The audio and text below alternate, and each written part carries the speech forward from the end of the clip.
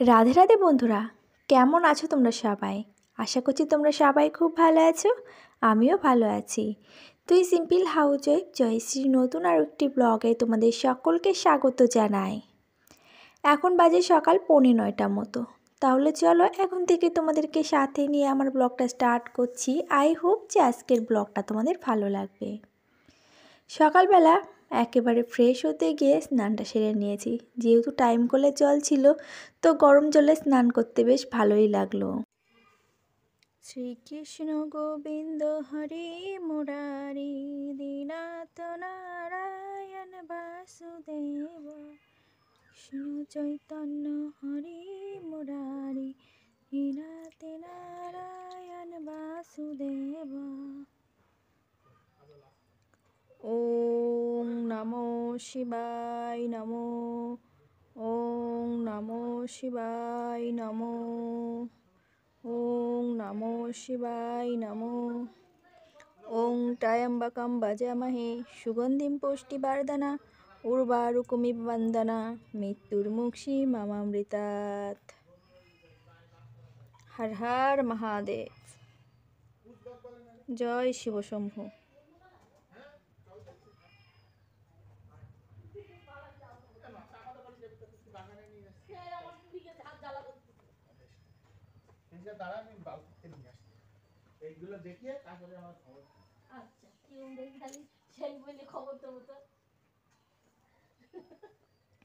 আর এই যে এখন ঠাকুরগুলোকে তাদের তাদের যথাস্থানে রেখে দিলাম। তো যাই হোক, যা হলো ভালোই হলো। সকাল সকাল স্নান সেরে পুজোটা কমপ্লিট হয়ে গেল। আর ঠাকুর ঘরে পুজো দেওয়া কমপ্লিট হয়ে গেলে মনে হবে যেন সারাদিনের কাজের একটা প্রশস্তি আছে। আর আজ যেহেতু সোমবার, ওই জন্য কিন্তু পুজোটা সকাল সকাল দেয়া হওয়াতে বেশ ভালোই লাগছে। আর এই যে গোপালকে একটু সাজুগুজু করিয়ে দিলাম, নর্মালি যেমন থাকে ঠিক তেমনটাই। কী আর করব বলো, গরিবের ঘরে এসেছে, তো গরিবের সাধ্য অনুযায়ী যতটা সামর্থ্য তো ততটাই তাকে সাজুগুজু করিয়ে রাখি। চেষ্টা করি একটু ভালো কিছু করার। তাই বলে কি সবসময় চেষ্টার দ্বারা সব কিছু সম্ভব হয়? সম্ভব তো হয় ঈশ্বরের উপরে বিশ্বাস, ভরসা, আস্থা রেখে।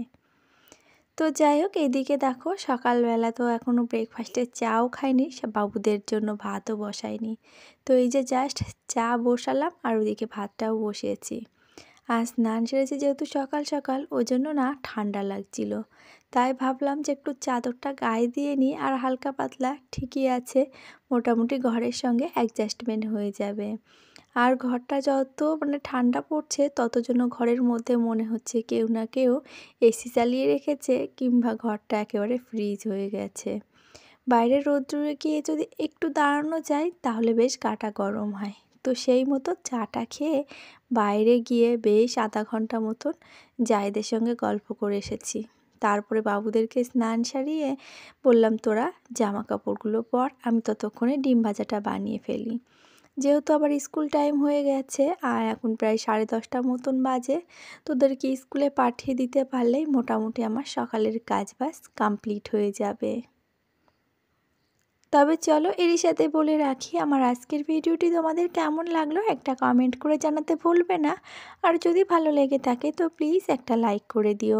আর নতুন যদি কোনো বন্ধু আজকে আমার ভিডিওটি এই পর্যন্ত দেখে থাকো, ভিডিওটি দেখে ভালো লাগলে চ্যানেলটিকে সাবস্ক্রাইব করে রাখতে পারো। আর পুরনো বন্ধুরা যারা অলরেডি এই কাজটি করে রেখে দিয়েছো তাদেরকে জানাই অসংখ্য ধন্যবাদ আর অনেক ভালোবাসা। বাবুদেরকে স্কুলে পাঠিয়ে দিয়ে তারপরে এই যে দেখো সমস্ত সবজি কেটে নিয়েছি। আর তোমার দাদাভাইয়ের কাছে ফোন করে জিজ্ঞাসাই করে নিয়েছিলাম যে কি কি কাটবো, কি রান্না করব। তো বলল যে মাছওয়ালার কাছে মাছ দিয়েছি, কেটে দেবে, আধা ঘন্টা মতন পরে যেতে হবে। তো তুমি এইগুলো কেটে রাখো, ততক্ষণে আমি মাছ নিয়ে আসবো।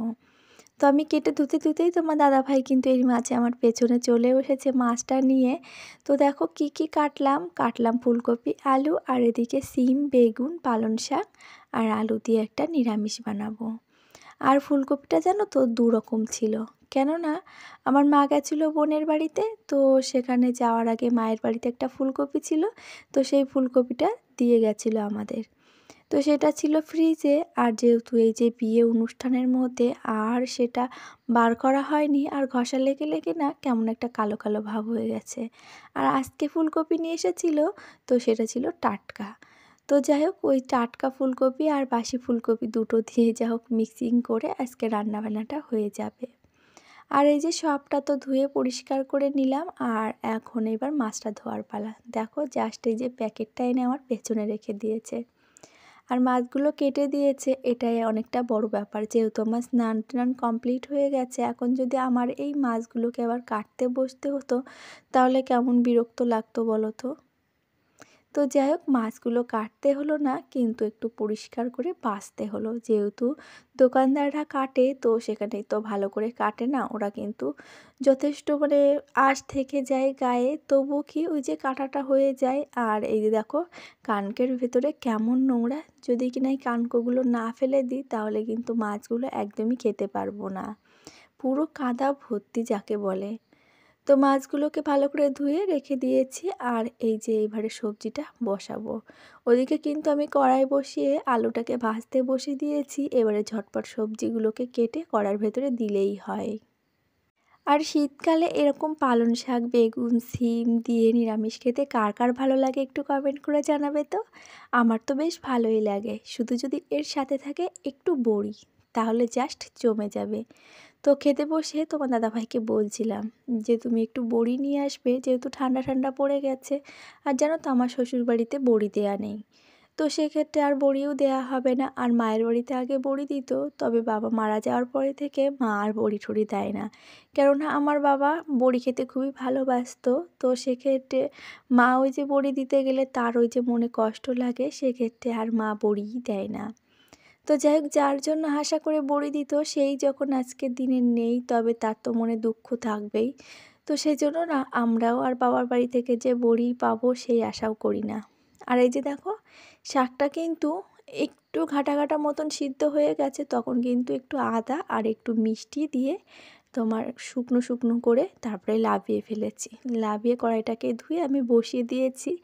আর এই যে মাছগুলো তো ধোয়া ছিল, এখন একটু অল্প লবণ হলুদ মাখিয়ে নিলাম। যেহেতু তোমার দাদাভাইয়ের কোলেস্ট্রল বেড়েছে, তো সেক্ষেত্রে না তেল মশলা লবণ না সরি হলুদটা কম খেতে বলেছে। তো সেক্ষেত্রে দেখতেই পাচ্ছ মাছগুলো কেমন ফ্যাকাশে ফ্যাকাশে হয়ে আছে, মানে যতটা পরিমাণ কম রাখবো সেটাই চেষ্টা করি, তবে সবসময় কি আর সমান হয়। ওই যে সকলের সঙ্গে অ্যাডজাস্টমেন্ট করতে গেলে কিছু কিছু সময় না নিজের প্রিয় মানুষটারও অনেক কিছু ভুলভ্রান্তি করে ফেলি। কিছু করার নেই গো, সেও অ্যাডজাস্টমেন্ট করে নেয় মাঝে মাঝে। আর এই যে দেখো পরিশ্রম করছি, আর একটু বুদ্ধি খাটিয়ে কিন্তু সংসারে অনেকটাই আমি সেভিংস করতে পারছি। কেননা ইদানিং এই যে বেশ কয়েকদিন হয়েছে দেখতেই পাচ্ছ আমি ওই ছোটো উনুনটায় ভাত বসাচ্ছি। তো এই কয়দিনে বুঝতে পারছি যে অনেকটা পরিমাণে আমি গ্যাস সেভ করতে পেরেছি। আর এইভাবেই কিন্তু টুকিটাকিভাবে আমরা গ্রামের বউরা সংসারে যা হোক আলাদা মানে এক্সট্রা যে খরচাটা থাকে সেটা কমাতে পারি। আর এইভাবেই কিন্তু আমরা গ্যাসটাকে সেভ করি, আর সংসারটায় যাতে করে একটু অল্প ইনকামেও সংসারটাকে সুন্দরভাবে চালানো যায় সেই প্রস্তুতি কিন্তু সবসময় নিতে থাকি। এই যে ফুলকপি আলুর তরকারি, এতে কিন্তু আরও নানান রকম ভ্যারাইটিস দেয়া যায়, তবে ওই যে আমরা মধ্যবিত্ত, তো সেক্ষেত্রে যতটুকু আমাদের সামান্য দরকার ততটুকু দিয়েই কিন্তু আমি রান্না করেছি। তাই বলে যে খেতে খারাপ হয়েছে তা কিন্তু নয়।